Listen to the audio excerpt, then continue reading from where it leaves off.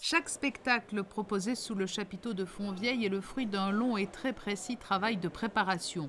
Pour parvenir aux 2 shows de sélection présentés dans les premiers jours du festival, de longues journées de répétition sont nécessaires.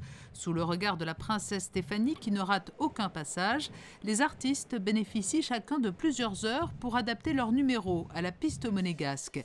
Et en coulisses, plusieurs personnes sont là pour les aider. Tel un métronome, Enrico Caroli et son ami Dario veillent aux moindres détails. C'est la coordination entre l'orchestre, la musique, soit avec les CD, l'artiste, la lumière, les réquisites et les temps qu'on a entre les numéros aussi. On base déjà tout à ça. Alors là, qu'est-ce que vous vous dites? Parce qu'on vous voit courir vers la princesse, vers Urspils, vers Monsieur Caroli, vous discutez entre vous avec les artistes. Sur quoi portent vos discussions là? Parce que malgré tout, qu'on a une certaine entente déjà avant qu'on commence les répétitions, mais comme souvent, pendant les répétitions, c'est là qu'on découvre qu'il y a des choses qui doivent être changées. Alors pour que tout le monde soit sur la même longueur d'onde, on se prévient, on se parle, on se tient en contact, et puis pour être tous d'accord sur la même chose, quoi, voilà. Il se cache, lui, en hauteur. Tino Caroli ne quitte pas des yeux la piste depuis la régie où se trouvent équipement, son et lumière. Il a pour mission de jouer avec les musiques et les éclairages pour donner encore plus de relief à chacune des prestations des artistes. Il doit aussi préparer le terrain à la télévision et aux équipes de Telmondis qui vont assurer la retransmission du festival. Moi, je suis au milieu de 4 feux.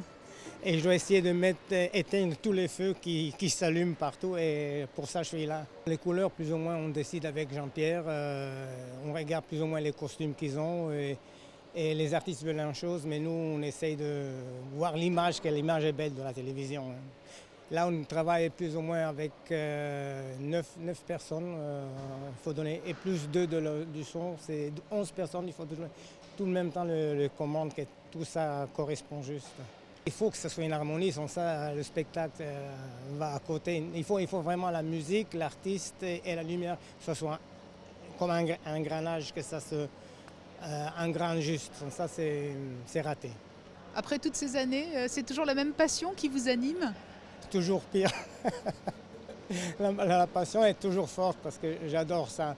Mais la tension, on dirait que c'est toujours, chaque année, on est toujours nerveux. Tino Caroli joue avec plus de 150 scanners mobiles et près de 250 lampes. Et lorsque le coup d'envoi du festival sera donné, c'est de son poste au perché qu'il continuera à veiller sur chacun des artistes et contribuera ainsi cette année encore au succès de ce rendez-vous référence dans le monde du cirque.